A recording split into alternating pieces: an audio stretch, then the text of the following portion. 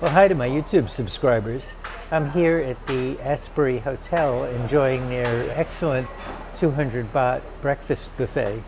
It's really a great deal. So if you're here in Patong Beach, it's something to try. So I got a comment from one of my viewers that I wanted to share with you right away. It's from Deborah. I'll just read it, so excuse me for looking away. So it says, "Hello, Robert.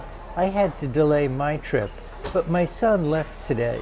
I went to the airport with him, and we really had a strange experience regarding his tickets.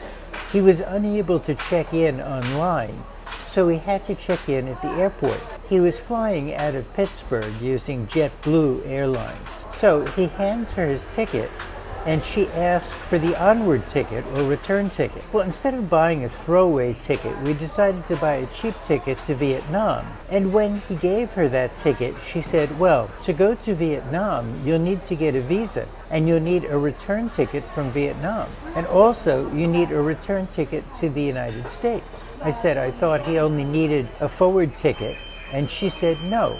He needs to show he's coming back to the United States because we have to protect our citizens, or some kind of crazy response. Well, he already had this ticket to Vietnam, but he didn't want to buy a return ticket from Vietnam back to Thailand and then have to also buy a return ticket to the United States. Nowhere in everything that I read from various people has anyone ever mentioned having to buy the return ticket to the United States. She also said, since he was only staying 45 days, that he had to leave straight from there to go home if he decided he was not going to Vietnam. I did not know what to think of this policy, and he wasn't sure what to do as we were running out of time to get to the flight. So he decided to look up tickets to come back to the United States in 45 days with the hope that he could cancel that ticket in 24 hours. He did find one with Expedia that I have to cancel for him tomorrow morning. But this whole thing was crazy. So I told him I am going to tell you about this and get your comments on it, because I know you said you had just come back from the US a short while ago, and I doubt that you had to buy a return ticket back to the US. So I await your comments on this crazy morning. Thank you. So that's true. I flew from the US to Thailand about 3 months ago. I flew on Qatar Airlines, and I did not have to show any kind of return ticket. They just didn't ask for it. So first, Deborah, let me say how sorry I am that you had to go through this experience. It sounds really horrendous. You did everything right and were still victimized by an overzealous airline employee.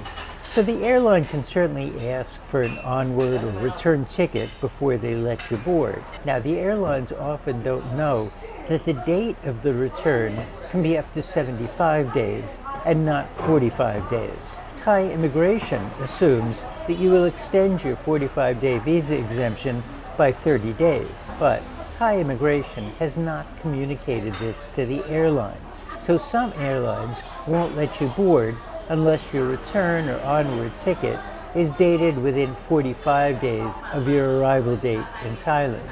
Now, in fact, when I arrived in Thailand from Malaysia on a visa exemption the other day, they didn't ask for an onward or return ticket at all.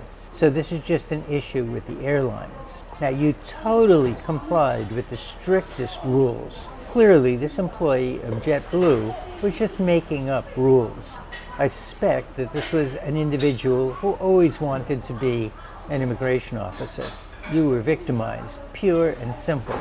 There is certainly no requirement to show a return ticket to the United States, and certainly no requirement that the return be from Thailand. In this situation, I would certainly have lost my cool.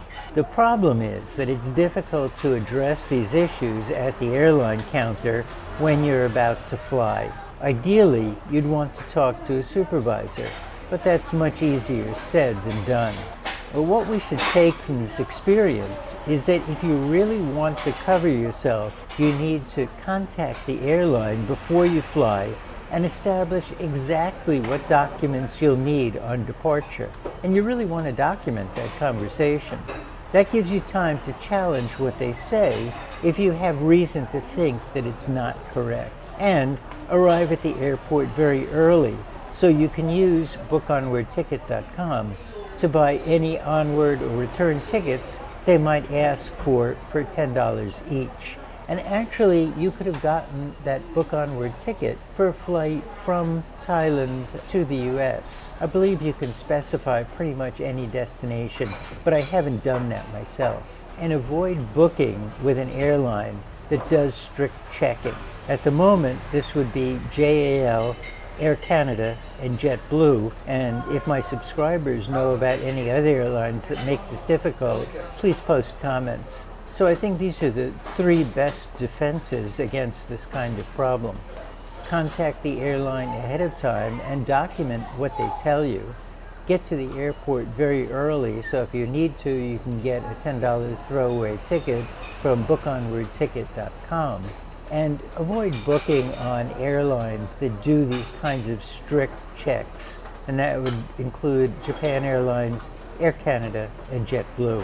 So I think these are the 3 best defenses against overzealous airline employees. Now, I thought Deborah's experience was sufficiently horrible that I should share it in a video. And I thought that some of my subscribers might want to weigh in with their reactions.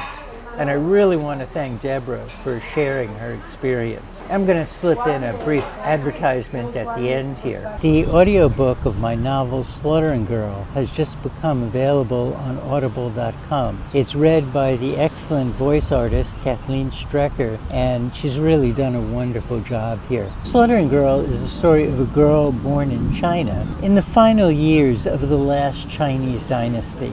Now, under the guidance of her grandmother, she's recognized as a prodigy in the art of slaughtering fowl, and she performs all over China. Slaughtering Girl is an epic love story, but it also tells the story of modern China, from the fall of the Qing dynasty through the rise of communism and the rise of China as an economic power under Deng Xiaoping. So I hope you'll join in this adventure of the Slaughtering Girl. Slaughtering Girl can be purchased on audible.com, and I'll put a link in the description of this video describing how you can buy the book.